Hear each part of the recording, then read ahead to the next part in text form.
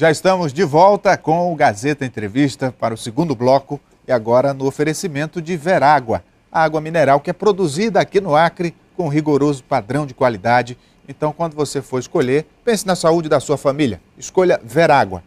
Eu recebo aqui no Gazeta Entrevista o deputado federal eleito do Partido dos Trabalhadores, Léo Brito, que ainda não tinha vindo aqui no programa depois das eleições e aqui começa 2015 batendo um papo com a gente. Boa noite, deputado. Bem-vindo. Boa noite, Rogério. Boa noite a todos os telespectadores. Um feliz ano novo a todos nós em 2015.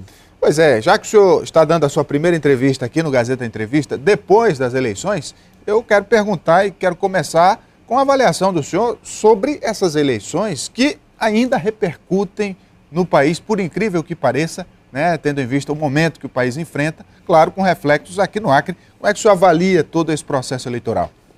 Bem, em se tratando aqui do Acre, Rogério, eu acredito que, inicialmente, né, nessa análise, acredito que foi um processo muito vitorioso. O Partido dos Trabalhadores e a Frente Popular do Acre, mais uma vez, se superaram. Né? Nós conquistamos aqui o que nenhum partido de esquerda conquistou no Brasil em termos de estado, de eleições estaduais, que foi um 5º mandato. Né? O governador Tião Viana conseguiu, no segundo turno, vencer as eleições vencidas aí com muita disposição.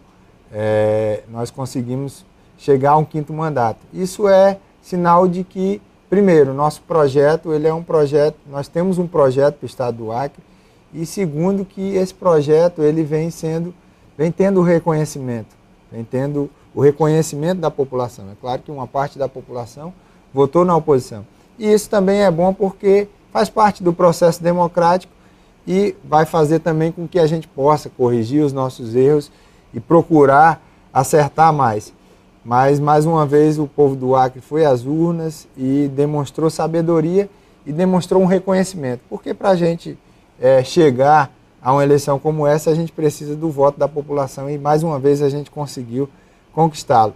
E, da mesma maneira, também conseguimos a maioria na Assembleia Legislativa.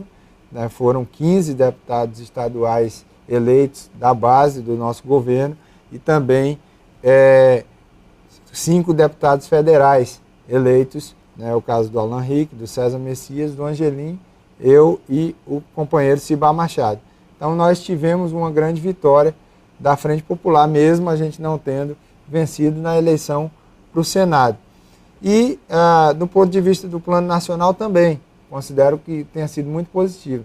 As 2 eleições foram eleições muito difíceis. Nós enfrentamos, inclusive, muita mentira, uma campanha, de certa maneira, desleal. Na verdade, isso aí foi dos dois lados, né? A tensão se estabeleceu de ambas as partes. E aí a gente conseguiu com a presidenta Dilma, mesmo com todas as dificuldades, inclusive das mudanças de cenário, porque, no caso, o Eduardo Campos veio a falecer e modificou totalmente o cenário. Várias reviravoltas, né? Eleição atípica. As reviravoltas, inclusive a reviravolta do dia da eleição, que a presidenta Dilma saiu atrás do resultado e conseguiu, sem dúvida, chegar na frente. E conseguimos aí confirmar um 4º mandato no plano nacional. E o que é importante também, a gente conseguiu vencer o 3º e o 4º turno, porque a gente viu que o PSDB não se conformou com o resultado, tentou fazer uma manobra na Câmara para tentar inviabilizar a presidenta do ponto de vista da responsabilidade fiscal e também, no caso, no TSE, da não diplomação da presidenta. E ela foi empossada agora no dia 1º. Esse clima tenso do ponto de vista eleitoral tende a se refletir também na Câmara, onde o senhor vai tomar posse, e certamente vai pautar muitos assuntos que ali serão discutidos. Como é que o senhor está enxergando esse ano de 2015 em relação a esse debate? Olha, Rogério, eu não tenho dúvidas quanto a isso. Eu acredito que a oposição no Brasil, ela ainda não saiu do palanque e eu diria que ela já está pensando em 2018. E ela sabe que em 2018 existe uma grande possibilidade de enfrentar nada mais, nada menos do que o ex-presidente Lula. E eu entendo que os próximos 4 anos vão ser 4 anos de intensos debates, de muitos embates que nós vamos ter lá na Câmara Federal. A presidenta, acho que fez o dever de casa nesse momento agora de transição, tentando reconformar a base, porque eu tive 4 vezes já em Brasília, a gente sabe que a base estava um tanto esfacelada nesse final de governo. A presidenta agora, com a recomposição dos ministérios, ela consegue, de alguma maneira, dialogar com várias forças políticas que vão fazer a base parlamentar. Nós temos o desafio agora da presidência da Câmara, que deve passar por um debate republicano a respeito do papel que a Câmara de Deputados deve ter, e é exatamente um papel de representação do povo e dos interesses do povo, não de interesses mesquinhos, de interesses não republicanos. É por isso que eu considero que o PT tem a legitimidade para estar indicando o presidente da casa, porque tem a maior bancada e porque o nome do Arlindo representa exatamente isso, que tanto do ponto de vista da oposição como da situação, os interesses republicanos. Mas não, aí o deputado... Não os interesses fisiológicos, como, por exemplo, a candidatura do Eduardo Cunha. Mas aí que está, o deputado Eduardo Cunha, que inclusive vai estar no Acre aqui nesta quarta-feira, ele tem o apoio do PMDB, que é o partido dele, e tem o apoio também de vários partidos da base aliada. Então, se coloca como um possível presidente da Câmara. Eu diria que por ter iniciado na frente, inclusive com um certo favoritismo. Mas eu estive, inclusive, semana passada, agora no dia 2, no lançamento da candidatura do companheiro Arlindo. É uma candidatura que está crescendo e que eu defendo exatamente pelo que disse. Por fazer a defesa, por dar as condições para que a casa ela esteja numa sintonia permanente com o povo brasileiro, com os movimentos sociais e, sobretudo, por trabalhar um debate mais republicano na casa. Infelizmente, a forma de condução do Eduardo Cunha, não tenho nada contra ele, do deputado Eduardo Cunha, é uma forma de condução que vai para mim vai representar o atraso para aquela casa legislativa. Acontece? O deputado Eduardo Cunha, ele tem uma postura mais independente, digamos assim, mesmo sendo do PMDB, que é um partido aliado. Então, ele defende esse discurso de que a Câmara represente mais o próprio Legislativo, que é um reflexo da população. Eu acredito, Rogério, que o Arlindo, deputado Arlindo Quinalha, inclusive, ele teve a oportunidade de ter sido presidente daquela casa e ele teve uma postura independente. Porque o parlamento é isso. O parlamento ele representa essa pluralidade que existe na sociedade. E é esse tipo de interesse que vai graçar. Eu acredito que a outra candidatura ela representa exatamente o contrário. Ela vai ser utilizada, a presidência da Câmara vai ser utilizada para outros interesses, que não os interesses, que são os interesses maiores da população em relação aos grandes debates que nós temos que fazer, das reformas, sobretudo, da necessidade de que a gente possa pautar esses próximos 4 anos de governo. E eu acredito que o Arlindo, pelo que ele já mostrou como presidente, o deputado Arlindo, ele tem todas as condições de dar conta desse desafio. E como a gente estava falando também sobre os desafios econômicos que estão colocados. Eu acredito que a equipe econômica escolhida pela presidenta Dilma é a melhor equipe para esse momento, que o Brasil precisa retomar a agenda do crescimento econômico. Agora, deputado, houve críticas, né? Houve críticas em relação ao modo como a presidente escolheu seus ministros, né, por conta de ter sido uma escolha negociada politicamente nos mesmos moldes de quando ela escolheu o seu primeiro ministério, ou seja, no famoso toma lá da cá. E a crítica no sentido de que ela não precisaria ceder à pressão dos partidos porque não será candidata à reeleição.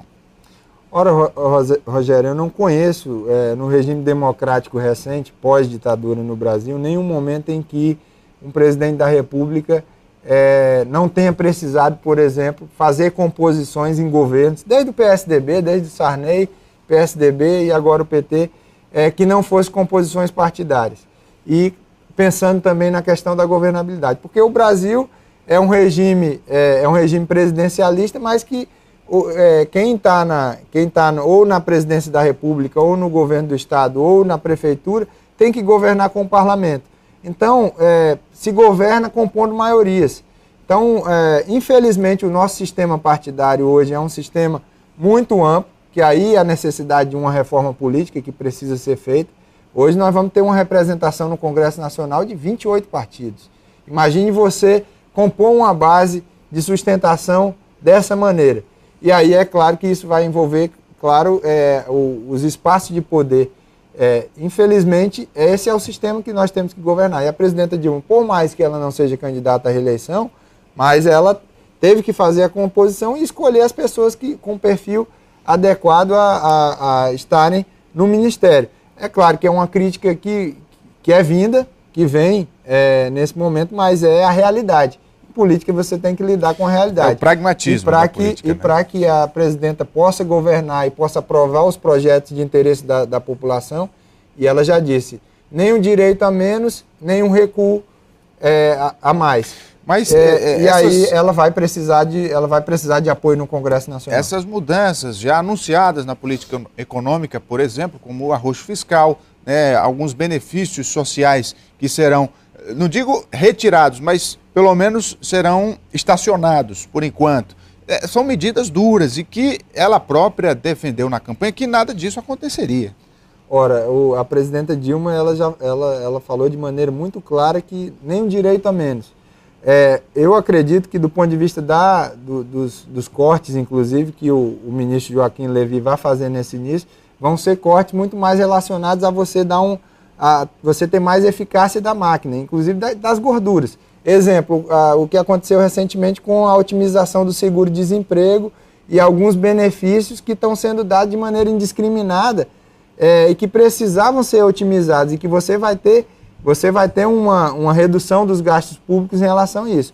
Agora, do ponto de vista das políticas sociais, a presidenta não tem nenhum interesse em mexer nos benefícios sociais. Ela vai cortar muito mais da máquina, dos ministérios, de outras despesas, mas do ponto de vista daquilo que é a essência do nosso projeto, que são os programas sociais, como o Bolsa Família, os programas como os programas, inclusive educacionais, que são muito importantes, como o ProUni, o Pronatec, nós não vamos ter cortes nessa perspectiva aí, porque exatamente isso faz parte da essência do nosso projeto. Agora, o que é fundamental é a redução dos gastos para a gente induzir o desenvolvimento. E o esse enxugamento da máquina, não só no governo federal, como também nos governos estaduais, é uma tendência, um ano que pode ser um ano de crise econômica e é uma espécie de precaução. Agora, aqui no Acre, do ponto de vista do enxugamento da máquina, houve uma mini reforma administrativa que vai dar aí uma economia ao Estado de em torno de R$200 mil por mês, o que é uma economia irrisória, tendo em vista o orçamento de mais de 5 bilhões por ano. Como é que o senhor vê essa situação aqui no Acre? Olha, eu vejo que o governo do governador Tião Viana, e não só o governo do governador Tião Viana, mas o do Jorge e do Binho, eles sempre tiveram uma preocupação muito, muito forte com a responsabilidade fiscal. E não vai ser diferente. Eu acredito que o governo, principalmente nesse início de segundo mandato, inclusive tem essa possibilidade, porque está sucedendo assim mesmo, já conhece a máquina.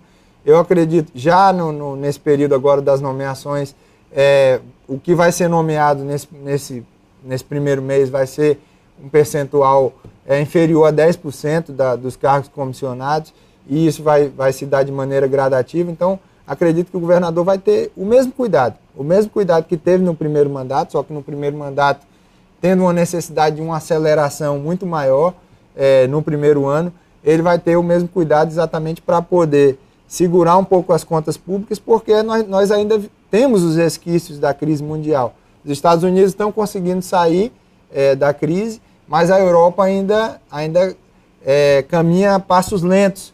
E isso, obviamente, que tem desdobramentos. No Brasil, nós vamos, com certeza, ter um ano com dificuldades ainda econômicas do Brasil nesse ano, e, obviamente, que os estados também vão sofrer um pouco com isso, e o governador está muito atento a essa conjuntura.